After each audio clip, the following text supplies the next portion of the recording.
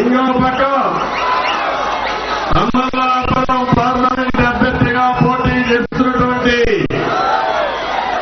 బాలయోగి హరీష్ గారు, గన్నవరం జనసేన అభ్యర్థి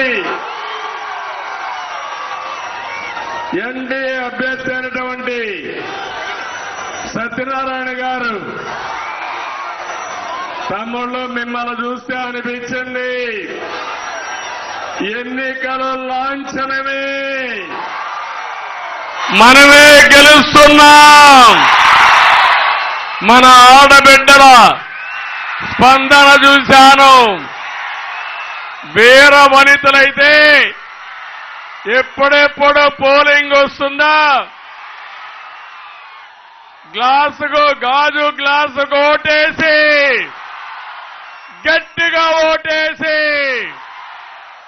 తద్వారా జగన్మోహన్ రెడ్డి గుండెల్లోకి పంపించాలని మీరు చూస్తున్నారు. ఇంకో పక్క హరీష్ తెలుగుదేశం సైకిల్ గుర్తుకు ఓటేసి ఇద్దరూ కలిసి రాష్ట్ర అభివృద్ధికి సహకరించే విధంగా ముందుకు పొమ్మని మిమ్మల్ని కోరుతున్నాం. ఒక ఛాన్స్ నమ్మి మీరందరూ కూడా ఓట్లేశారు. ఈరోజు మిమ్మల్ని చూస్తున్నాను. మీలో ఒక బాధ, ఆవేదన, ఆక్రందన, అభద్రతాభావం ఉంది.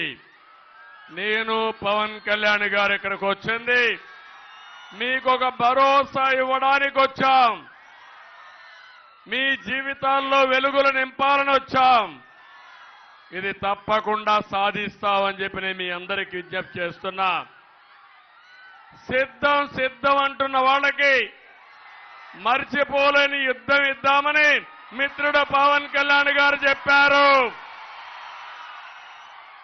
దానికి మీరు సిద్ధమా తమ్ముళ్ళు, ఆడబిడ్డలను మిమ్మల్ని అడుగుతున్నా. ఈరోజే నాకు చిరకాల మిత్రుడు బాలయోగి గారు, కోనసీమకు వన్య తెచ్చిన వ్యక్తి బాలయోగి, అవునా కాదా అని మిమ్మల్ని అడుగుతున్నా. ఒక సాధారణ కుటుంబంలో పుట్టి అసాధారణ ప్రతిభతో దేశంలోనే స్పీకర్ పదవికి వన్నె తెచ్చిన వ్యక్తి బాలయోగి. చనిపోయారు కానీ ఆయన మీ గుండెల్లో శాశ్వతంగా ఉంటాడు. అది కోనసీమకు ఆయన చేసిన అభివృద్ధి. అది ఒకసారి మీరు ఆలోచిస్తే బాలయోగిని స్పీకర్గా చేసిన ఘనత కూడా తెలుగుదేశం పార్టీదని చెప్పి నేను మీకు తెలియజేస్తున్నా. ఈరోజే మహాత్మా జ్యోతిరావు పూలే జయంతి. ఈ నెలలో 3 మహానుభావులు పుట్టారు. మొన్నే అంబేద్కర్ గారి జయంతి జరుపుకున్నాం. మొన్నే జగజ్జీవన్ రామ్ గారి జయంతి జరుపుకున్నాం. ఈరోజు జ్యోతిరావు గారి పూలే జయంతి జరుపుకుంటున్నాం. మళ్ళీ ఈ నెల 14వ తారీఖున అంబేద్కర్ గారి జయంతి జరుపుకోబోతున్నాం. ఈ 3 నాయకుల సాక్షిగా ఇక్కడ హామీ ఇస్తున్నాం. బడుగు బలహీన వర్గాలకు న్యాయం చేసే బాధ్యత మాదని మీ అందరికీ హామీ ఇస్తున్నాను. ఈరోజు ఒక్కసారి చూస్తే బీసీలకి ఒక డిక్లరేషన్ ఇచ్చాం.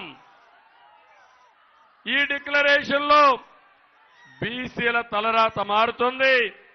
50 సంవత్సరాలకే పెన్షన్ ఇచ్చే బాధ్యత మేము తీసుకుంటామని మీకు హామీ ఇస్తున్నా. సప్లాన్ ద్వారా సంవత్సరానికి 30,000, 5 సంవత్సరాల్లో 1,50,000 ఖర్చు పెట్టి బీసీలను ఆర్థికంగా పైకి తీసుకొచ్చే బాధ్యత మాది.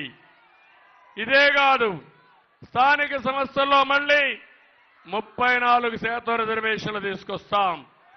చట్టసభల్లో బీసీల రిజర్వేషన్ల కోసం పోరాడతాం, న్యాయం చేపిస్తాం, తీర్మానం చేస్తాం కేంద్రంలో సాధించే